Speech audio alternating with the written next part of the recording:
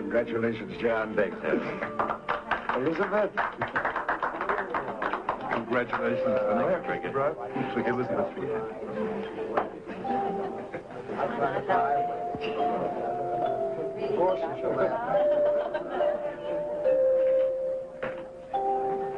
Beautiful, isn't it?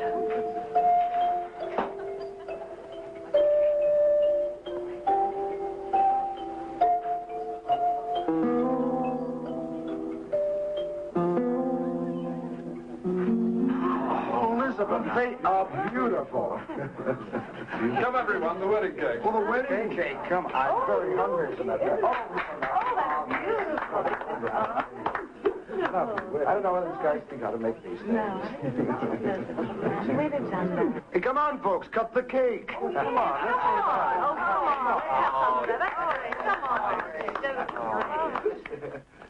Come on, let's cut. Sorry. That's all right. Don't worry about it. Hey, come on, folks. Come on, let's go.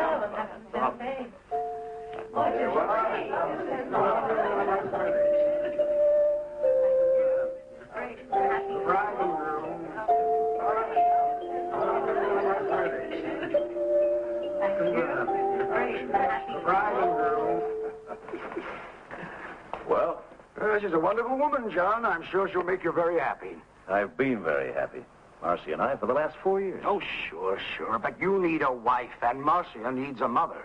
And your corporation needs its senior vice presidents to be married. Well, Harris, she is a wonderful woman. hello. Marcia does need a mother.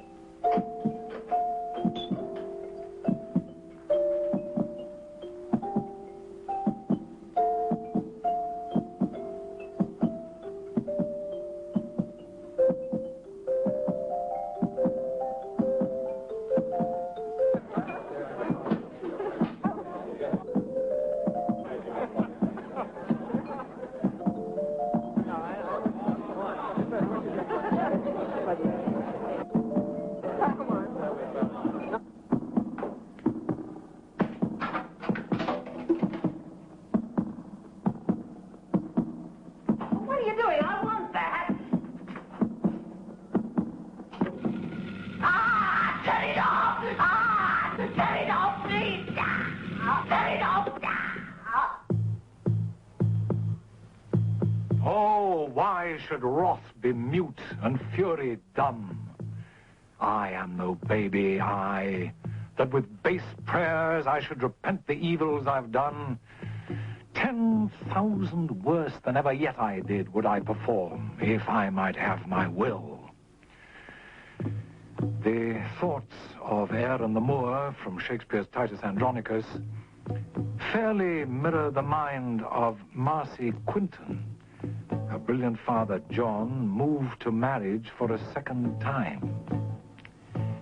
Elizabeth, now Elizabeth Quinton, is a woman of great strength of character, but regrettably average intelligence. She has won her man. To keep him, she will enter a contest for her life and her sanity with a mere child. A child of shatteringly brilliant intelligence, a child with no concept of right beyond her own.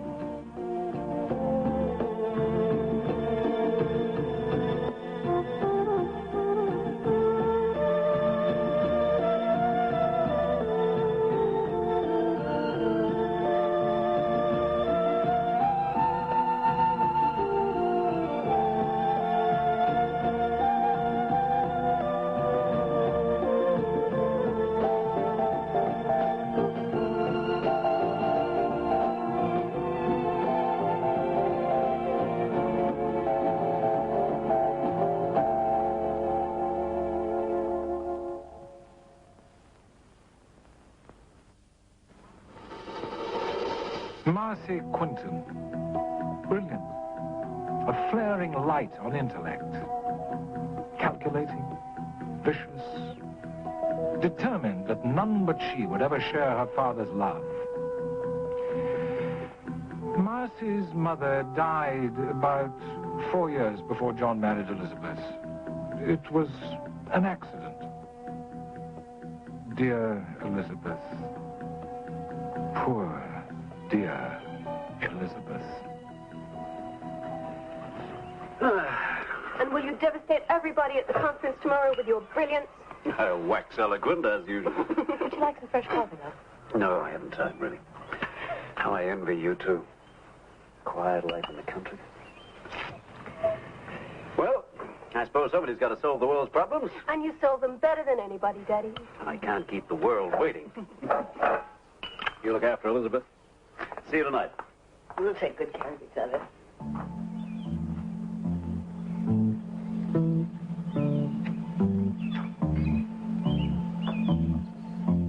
Does your father know that you smoke? I don't know. I never asked him. All the girls at school do, among other things.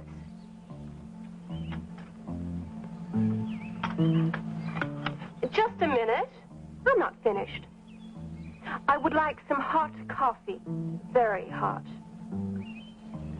Marcie, I know that it must be really difficult for you to accept this marriage, but I'd really like to be friends. It's really important to your father, too. He wants us to get along so much. My father only married you for convenience. He needed the job as general manager. It could have been you or anybody else. It wasn't anybody else. He married me, Marcie. That must prove something to you. Simply proves that you happened along at the right time. Timing is everything.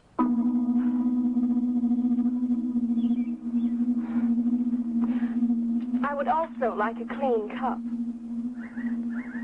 Please don't act this way with me, Marcie. You want to hit me? Go ahead and see what my father says to that.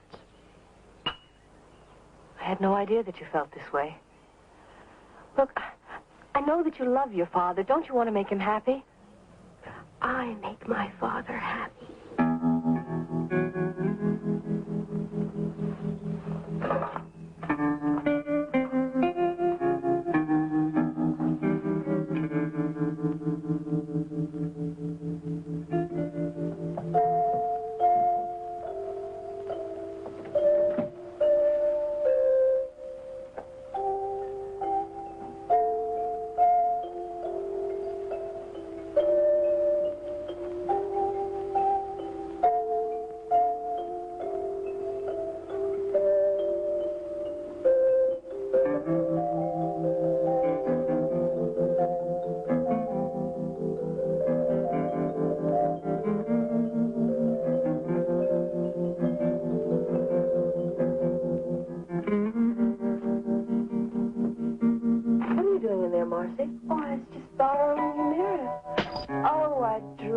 What a pity.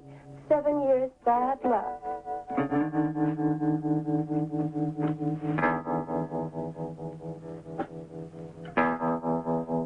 Hey, Dad, can I help you with your typing now?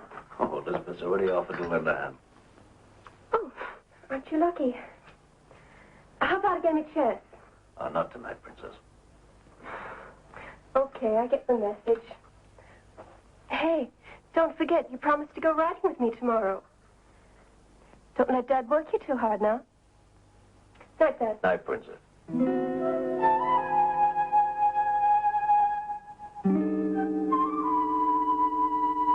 Marcie is an interesting girl. She's an exceptional child. Sensitive, intelligent. Very mature for her age, but I suppose you can blame Manoa's death for that. Added a few years to her age. Marcie found you, know. She was riding, apparently. Fell and hit her head on a rock. Died instantly. Poor little Marcie found her. She was only 10 at the time. Must have been a terrible shock for her. I heard that Lenore was pregnant. Marcie is so possessive of you. I wonder if that's healthy. Yes. Most kids today hate their parents. Marcie loves me. It's that simple. Now, you're not coming between us already, are you? Oh, it's stupid of me. Oh, that's nothing. Here, I'll do it. I think I'm getting a bit of a headache. I think I'll take some aspirins before I start typing. Be right back.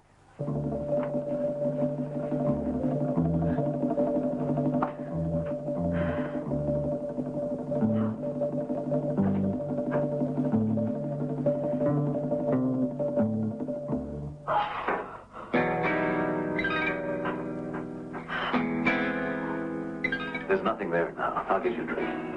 But I saw it, John. I know what I saw. I didn't imagine things. Well, it's certainly not there now. Here, drink this. It'll help you sleep. No, thank you. I don't want it. Just give me a moment, and I'll do your typing for you. No, it's more important that you sleep. I can do it. John? Do you love me? Of course I love you. Take it easy. I'm so glad we got married.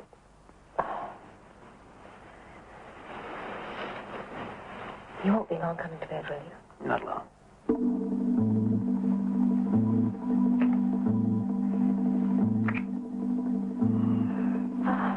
Don't work too hard. Oh, don't forget we're going riding tomorrow.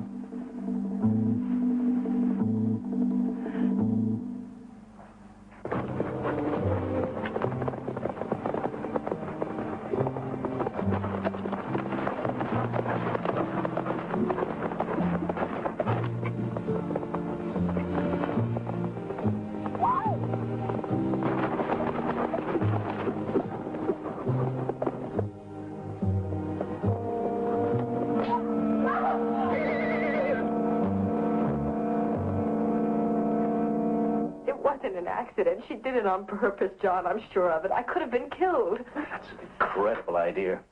I should never have discussed Lenore's death with you. I can see what an effect it's had. But I'm not talking about me. I'm talking about Marcie. John, listen to me. There's something terribly wrong with her. I tried to talk to her and help her, but she won't let me get near her. Look, Elizabeth, I'm interested in facts, not wild assumptions. I don't know what's come over you. You know how I hate petty intrigues and jealousies. Lenore was the same. Always worried that I loved Marcie more than her. I thought you were different. John, please take me with you. Please. Look, I've told you I have too hectic a week. It's lectures, meetings, conferences round the clock. I'll be under a great deal of pressure. Now, if you really want to help, you stay here with Marcie.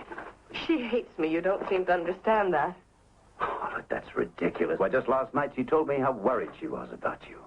She said that? Yes. I'm beginning to think she's right. I always thought you were such a stable person.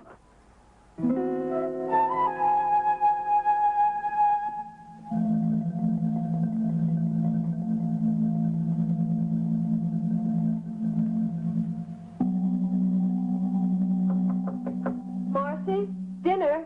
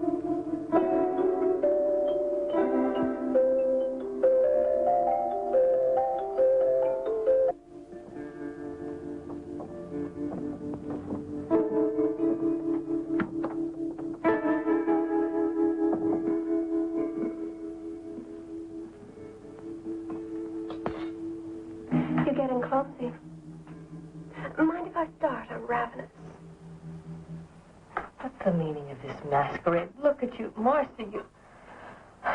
What is your father going to say about this?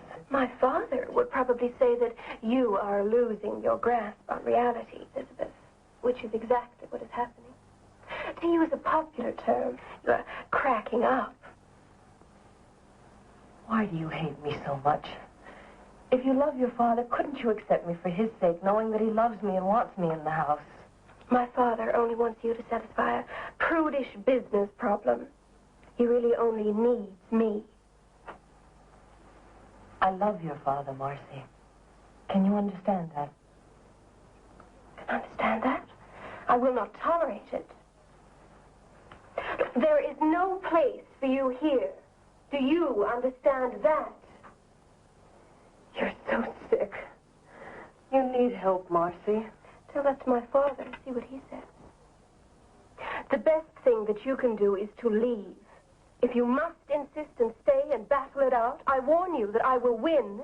I have a much stronger will than you, and you are already beginning to crack.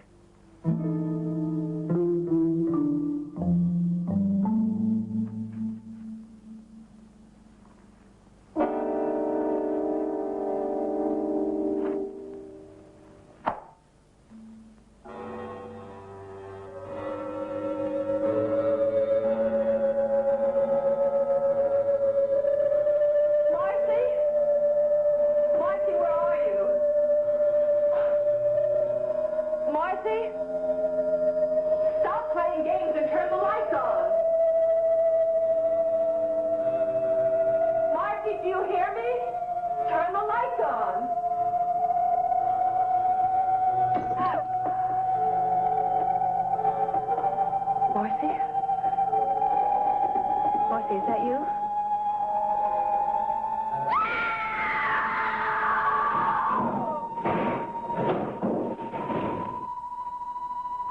Looks like we blew a fuse. Are you afraid of the dark? I'm not.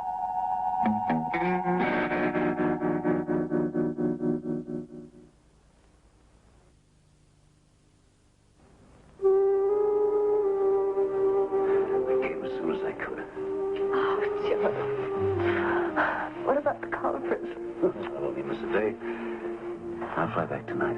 That is, if you're all right. No, I'm fine. I mean, no broken bones or anything.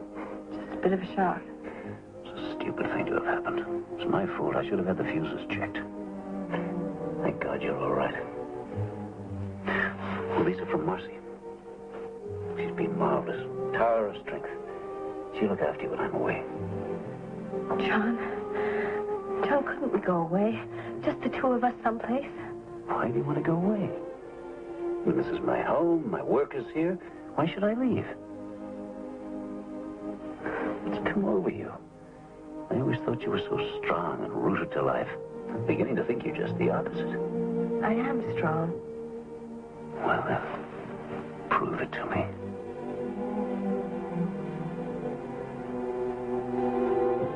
All right.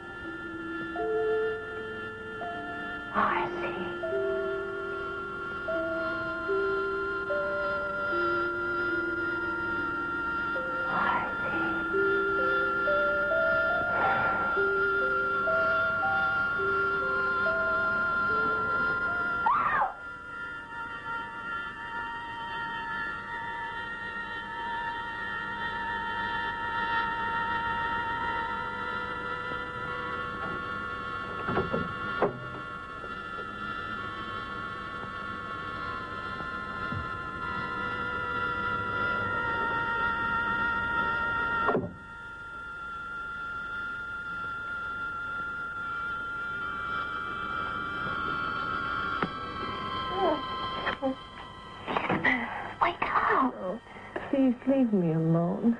Please. Oh, my room. I don't care. I don't care anymore.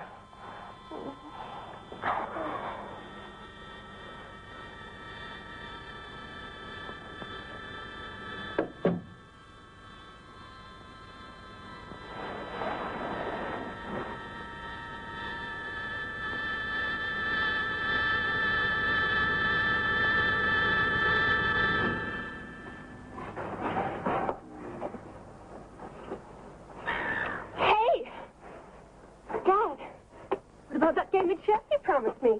For love or money? I always play for money. Oh, you already owe me $250,000. Double or nothing. I like high stakes. Marcy, is that lipstick? I didn't know you were wearing that. Touch me. Marcy.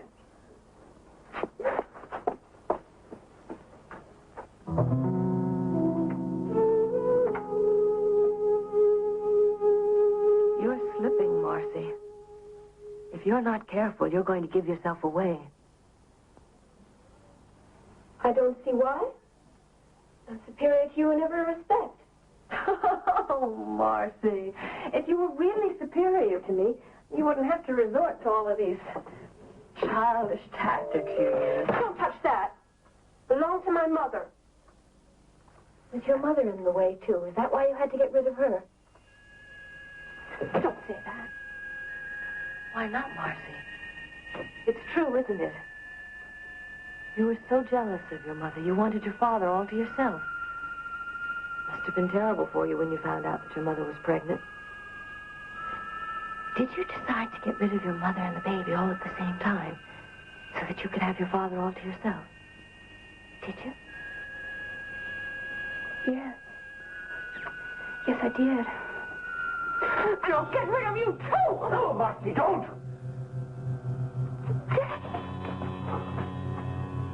Oh, John, I tried to tell you, but you wouldn't listen to me. She's so sick, John. She needs help. We have to see that she's taken care of. She's not responsible for what she's done. Ever since I first came here, all she's tried to do is come between us. She must never come between us. She must never come between us. Ever. Mommy tried to. And she won't come between us!